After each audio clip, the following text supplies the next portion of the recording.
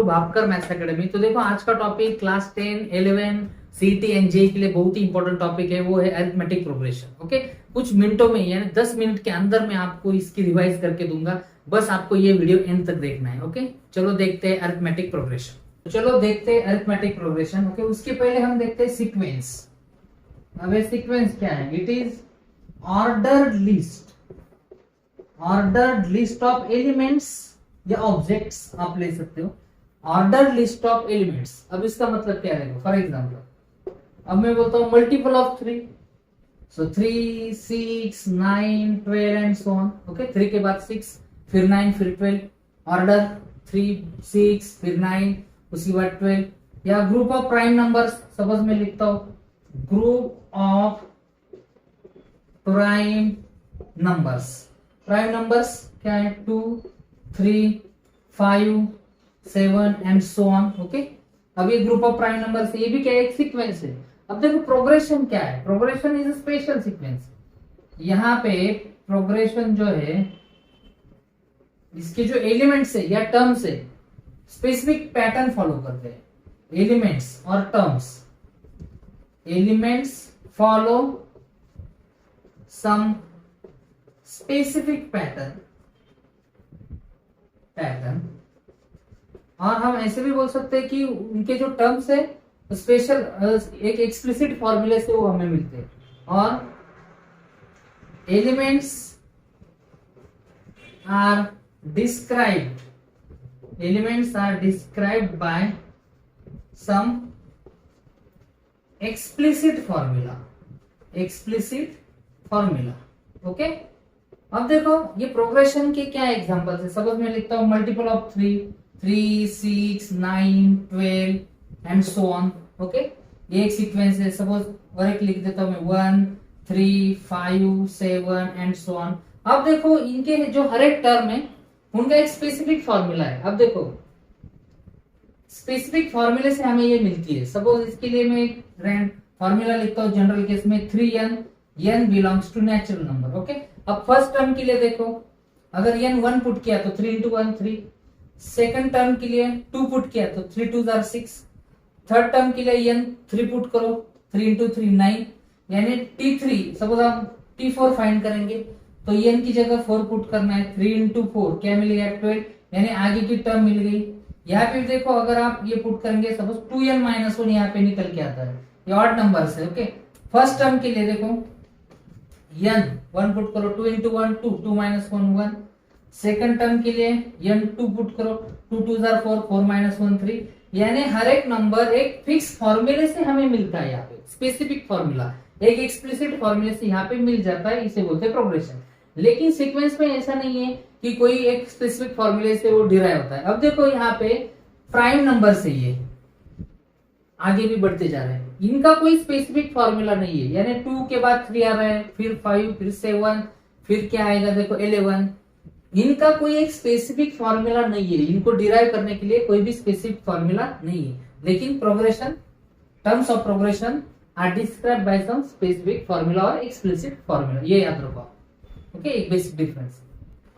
अब इसमें हम देखते हैं अरिथमेटिक प्रोग्रेशन। अभी अरिथमेटिक प्रोग्रेशन क्या है?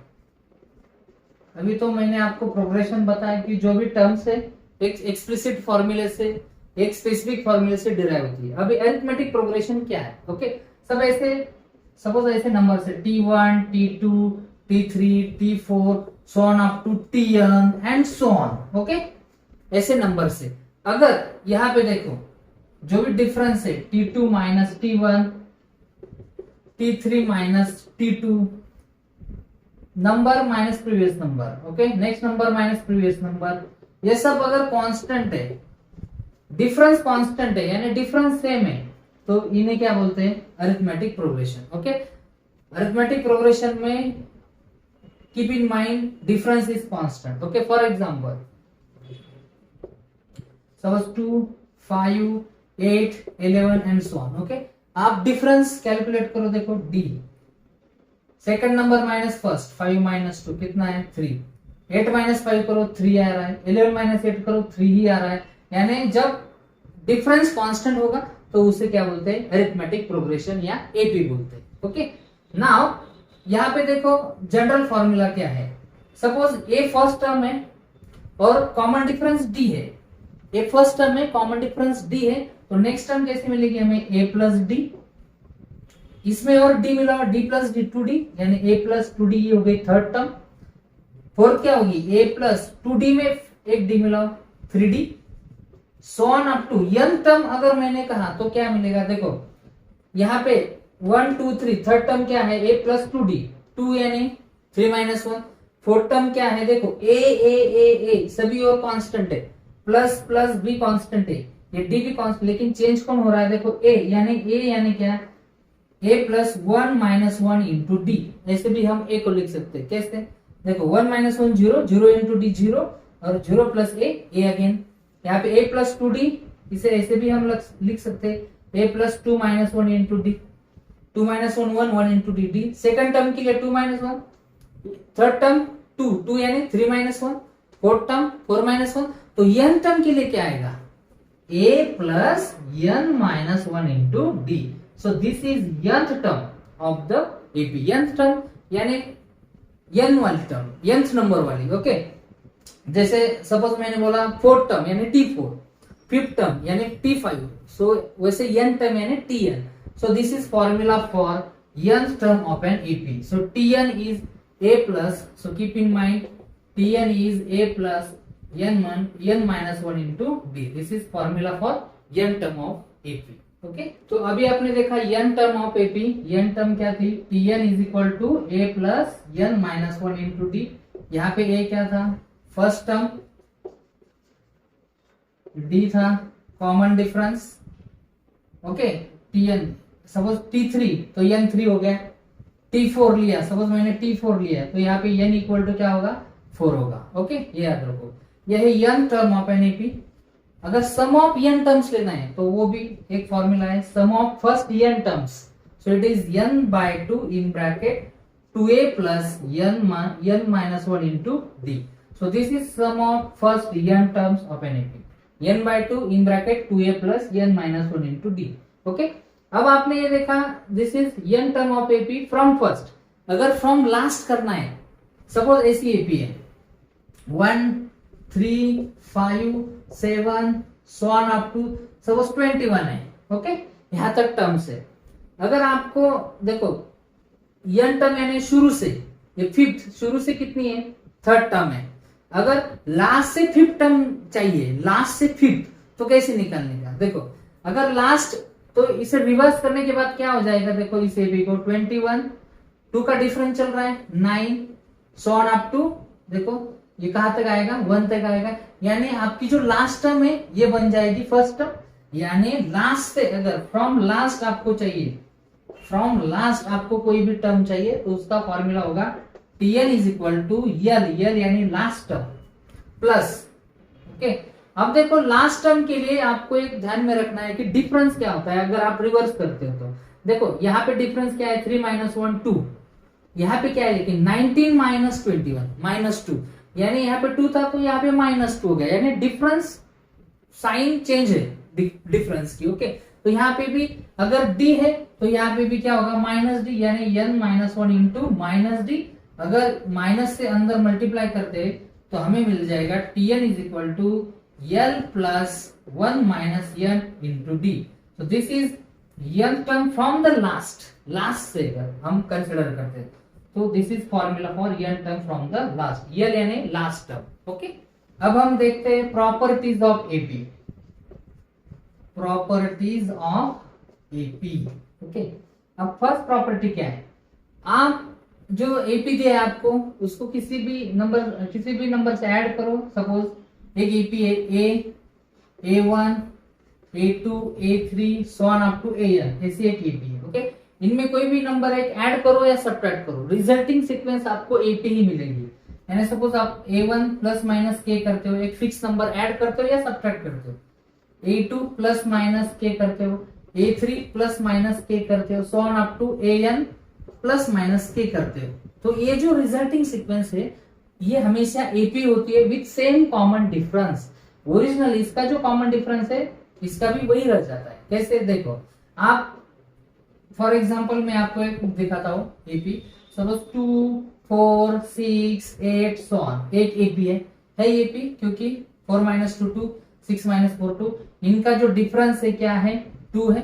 ओके, अब इस एपी में मैं किसी एक नंबर को ऐड करता हूँ, ऐड करो या सब्ट्रैक्ट करो आप करके देख सकते हो। सपोज मैं 3 को ऐड करता हूँ, 2 प्लस 3 क्या हो जाएगा 5, 4 प्लस 3 7, 6 प्लस 3 9, 8 प्लस 3 11, ये मिल जाएगा मुझे। अब देखो ये एपी है कि नहीं, कैसे चेक करेंगे, सेकंड माइनस फर्स्ट करो, 7 माइनस 5 2, 9 माइनस 7 2, 11 माइनस 9 2, यानी ए भी एपी है क्योंकि डिफरेंस तो सेम आ रहा है, यानी डिफरेंस भी कांस्टेंट है, यानी एपी है। और डिफरेंस क्या है 2, जो ओरिजिनल डिफरेंस था ये वो डिफरेंस है। ओके, यानी अगर आप कोई नंबर ऐड करते हो या सब्ट्रैक्ट करते हो तो वो जो रिजल्टिंग सीक्वेंस आती है वो भी क्या होती है, एपी होती है with same common difference. Okay, अब अगर मैं मल्टीप्लाई करता हूं या डिवाइड करता हूं तो क्या होता है देखो। अब देखो सपोज एक सीक्वेंस है 2 4 6 8 and so on. Okay, second property देखो, मल्टीप्लाई और डिवाइड करने के बाद जो भी नया सीक्वेंस आता है वो एपी होती है। कैसे, मैं आपको दिखाता हूं। देखो सपोज इसमें इसको मैं 2 से मल्टीप्लाई करता हूं, मल्टीप्लाइंग बाय 2, मल्टीप्लाइंग बाय 2। पहले ये देखो इनका कॉमन डिफरेंस क्या है 2 2 2, यानी यहाँ पे डिफरेंस 2 है। ओके, मल्टीप्लाई करने के बाद क्या होता है देखो 2 2 4, 4 2 jar 8, 6 2 jar 12, 8 2 jar 16 and so on. अब देखो ये जो नई सीक्वेंस हमें मिली ये एपी है कि नहीं, देखो difference 8 minus 4 4, 12 minus 8 4, 16 minus 12 4, yes difference तो सेम आ रहा है, यानी ये एपी है। लेकिन डिफरेंस देखो 4, ओरिजिनल डिफरेंस था 2, यानी 2 टाइम्स ऑफ 2, सो नया डिफरेंस क्या है 2 टाइम्स ऑफ ओरिजिनल, यानी 2 से मल्टीप्लाई किया तो 2 टाइम्स, k से मल्टीप्लाई किया तो k टाइम्स। तो कभी भी याद रखो अगर आप k से मल्टीप्लाई करते हो, k is any real number, k से मल्टीप्लाई करते हो तो k इंटू डी, ये क्या होगा नया कॉमन डिफरेंस होगा, k times the original common difference. Okay, keep in mind, so k into D. अब देखो डिवाइड करने के बाद क्या होता है, सपोज एक सीक्वेंस है 6 12 18 24 एंड सो ऑन, एक एपी है। देखो 6 6 कॉमन डिफरेंस 6 है, कॉमन डिफरेंस कितना है 6। अगर मैं 3 से डिवाइड करता हूं इनको तो क्या होता है देखो 6 upon 3 2, 12 upon 3 4, 18 upon 3 6, 24 upon 3 8 and so on. देखो ये एपी है कि नहीं 2, इनका डिफरेंस 2, इनका भी 2 2, डिफरेंस तो कांस्टेंट है सेम है तो एपी है। अब इनका डिफरेंस 2 है, ओरिजिनल का क्या था 6 6, यानी क्या, अब देखो 2 को कैसे लिख सकते हैं हम 6 अपॉन 3, 2 यानी क्या 6 अपॉन 3, यानी अगर आप k से डिवाइड करोगे k नॉन जीरो नंबर होना चाहिए, तो नया जो डिफरेंस है d is d upon k। Okay, d यानी ओरिजिनल डिफरेंस, k से डिवाइड किया तो d अपॉन k, ये होगा नया डिफरेंस। रिजल्टिंग सीक्वेंस एपी होती है with difference equal to original difference upon k। Okay, k is non zero number. Third property देखो, सपोज ऐसे नंबर से x1 x2 x3 so on up to xn, ये AP में है, और number है y1 y2 y3 so on up to yn, ये भी एपी फॉर्म करते हैं। ओके, अब मैं आपको एक सीक्वेंस दिखाने वाला हूं, देखो x1 प्लस माइनस y1, ये आप करो, इसमें से आपको एक कांस्टेंट मिलेगा, x2 plus minus y2, x3 plus minus y3 so on up to xn plus minus yn, ये जो सीक्वेंस मिलेगी वो भी एपी रहेगी। कैसे, फॉर एग्जांपल दिखाता हूं मैं आपको, सपोज 1 3 5 7, एक एपी है, देखो कॉमन डिफरेंस 2 है, और एक एपी लेता हूं 2 4 6 8 सो ऑन। ओके, अब देखो इनकी एडिशन करो, इन दोनों की एडिशन करो या सब्ट्रैक्शन करो, क्या सीक्वेंस मिलती है आपको, 1 प्लस 2 करो 3, 3 प्लस 4 करो 7, 5 प्लस 6 करो 11, 7 प्लस 8 करो 15 एंड सो ऑन, या सब्ट्रैक्शन भी आप कर सकते हो। देखो अब ये जो सीक्वेंस मिली है ये एपी है कि नहीं, कॉमन डिफरेंस चेक करो, 7 माइनस 3 कितना 4, 11 माइनस 7 4, 15 माइनस 11 4, यानी अगर हम रिस्पेक्टिव टर्म्स ऐड करते हैं या सब्ट्रैक्ट करते हैं तो जो नई सीक्वेंस हमें मिलती है वो भी एपी होती है, कीप इन माइंड। अब फोर्थ प्रॉपर्टी देखो, देखो suppose A1, A2, A3 so on up to AN minus 1 and AN, ये लास्ट टर्म है। ओके, सपोज ये AP है, तो इसमें एक प्रॉपर्टी है A1 first term plus last term करो, this is equal to second term plus second last term, करके देख सकते हैं आप, is equal to third term plus third last term and so on. Okay, for example देखो, suppose एक AP लेता हूं मैं 10, 12, 14, 16, 18, सपोज ऐसा है।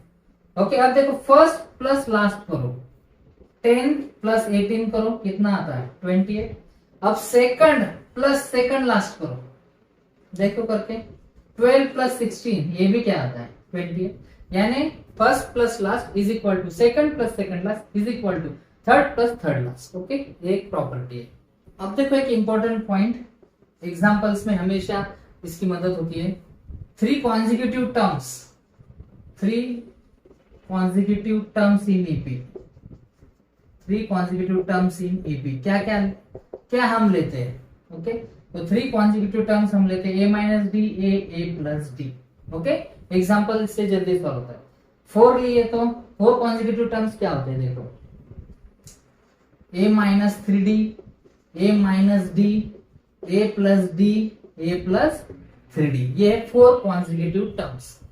5 consecutive terms क्या लेते हैं हम, A minus 2D, A minus D, A plus 2D, ये है A minus D, A minus D, A plus D and A plus 2D। Okay, A minus 2D, A minus D, A plus D, A plus 2D, 3 consecutive terms, 4 consecutive terms and 5 consecutive terms। इससे example जल्दी से जल्दी solve होता है। Okay, अब देखो Tn अगर आपको फाइंड करना है, कभी कभी Sn के टर्म्स में आपको एग्जांपल दिया जाता है, तो Tn का फॉर्मूला Sn माइनस 1। ओके, हमेशा याद रखो। अब Tn प्लस 1 माइनस Tn अगर कांस्टेंट है, अगर ये कांस्टेंट है यानी next number minus previous number, difference constant है, तो एपी होती है। ओके, ये पॉइंट्स आपको याद रखने, बहुत इंपॉर्टेंट पॉइंट्स एपी के।